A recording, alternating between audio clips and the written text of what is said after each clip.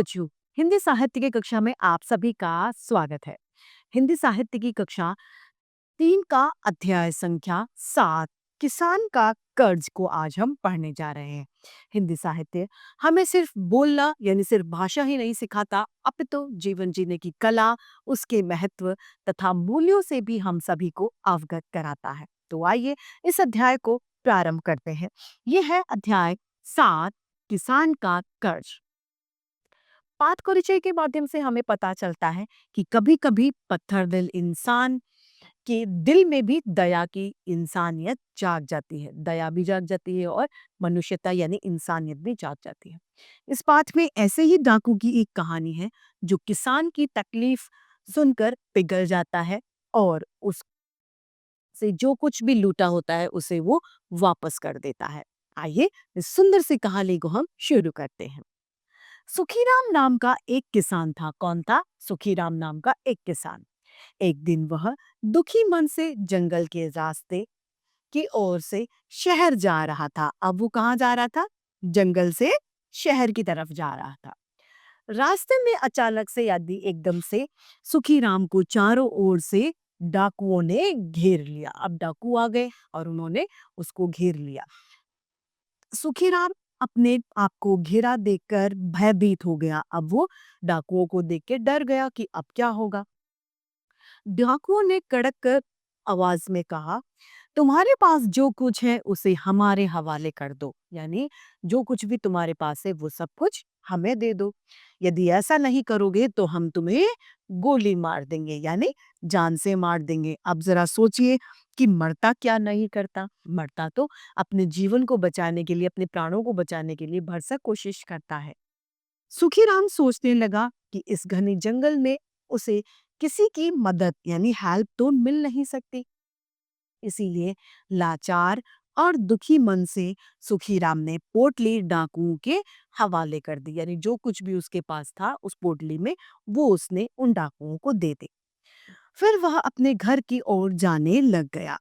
डाकुओं के सरदार ने पोटली खोलकर देखा तो उसमें गले की चेन और अंगूठियां थी, यानी उसमें स्वर्ण आभूषण थे, सोने के जेवरात उसके थे। डाकुओं के सरदार में कड़क आवाज में कहा, रुको। सुखीराम भय से कांपने लग गया, उसे डर लगा और वो कपकपाने लगा। वह वहीं रुक गया। डाकुओं के सरदार ने उसे अपने पास बुलाया और पूछा, तुम वापस घर क्यों जा रहे हो? क्या कारण है तुम घर जा रहे हो? तुम तो शहर जा रहे थे। बताओ, इस पोटली को लेकर तुम कहाँ जा रहे थे? उसने पूछा कि तुम घर क्यों जाने लगे? तुम शहर जा रहे थे। अब क्या कारण है कि तुम वापस से घर जाने लगे? शहर क्यों नहीं जा रहे हो? सुखीराम की आंखें भर आईं, यानी वो रोने लग गया। उसने नम्रता से कहा कि जो कुछ मेरे पास था वह तो आपने ले लिया। अब मैं शहर जाकर क्या करूंगा? मेरा क्या काम है अब शहर में? सुखीराम ने आगे कहा, यह गहने मेरी माँ के हैं। किसके हैं? ये जो जेवर है, जो चेन और अंगूठियां, ये मेरी माँ के थे। शहर में इन्हें बेचकर ही जो पैसे मिलते हैं उससे साहूकार का कर्जा मुझे चुकता हो जाता। मैं ये क्या करना चाह रहा था? साहूकार का कर्जा चुकाने के लिए जा रहा था। यदि उसका कर्ज नहीं चुका पाया तो वह मेरे खेत पर कब्जा कर लेगा, यानी वो किसान के खेतों को जब्त कर लेगा।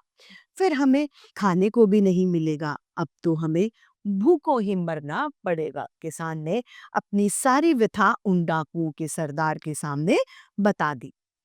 सुखीराम की बातें सुनकर डाकुओं के सरदार को अपना बीता हुआ यानी पुराना समय याद आ गया कि कैसे उसके साथ ये समय बीता था।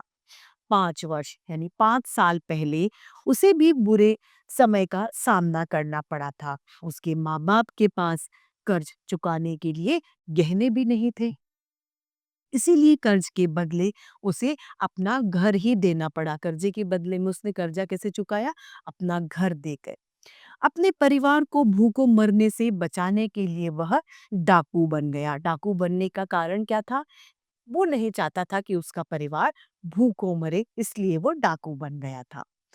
डाकुओं के सरदार ने कुछ सोचा, फिर सुखीराम से बोला, यह लो तुम्हारी जेवर, इन्हें बेचकर साहूकार का जो कर्ज है वो तुम चुका दो, अन्यथा वरना, अन्यथा का मतलब क्या होता है? वरना तुम्हारा परिवार भी मेरे परिवार की तरह उजड़ जाएगा, खत्म हो जाएगा। तो देखा कैसे उस डाकू के दिल में दया आ गई। डाकुओं का दल सरदार के अतीत से, यानी पीछे हुए जो उसके साथ घटना घटित हुई थी, उससे वो सब जानते थे। वे उसे सांत्वना देने लगे, मतलब उसे ढांढस बंधाने लगे सरदार को। सुखीराम ने श्रद्धापूर्वक डाकुओं की तरफ देखा और फिर वापस से वो शहर की ओर चल पड़ा, ताकि वो अपने कर्ज को मिटा सके। जाते हुए डाकुओं के सरदार ने बड़ी आत्मीयता से कहा, भाई, अगर कभी भी भूखा प्यासा सोना पड़े तो सो जाना, पर कभी भी किसी से कर्ज मत लेना, यानी आप कभी भी किसी से उधार मत लेना, क्योंकि उधार की जो चुकाने की, भुगतान की जो रस्में होती हैं, वो इंसान नहीं निभा पाता और उसके तने वो लगातार कर्ज में डूबता ही जाता है। तो इसी सीख के साथ हमारा आज का ये अध्याय और हिंदी साहित्य की कक्षा यहीं समाप्त होती है। फिर से हिंदी साहित्य में ऐसे रोचक अध्याय लेके आप सभी के समक्ष उपस्थित होते रहेंगे। आज के लिए इतना ही। फिर मिलते हैं। धन्यवाद।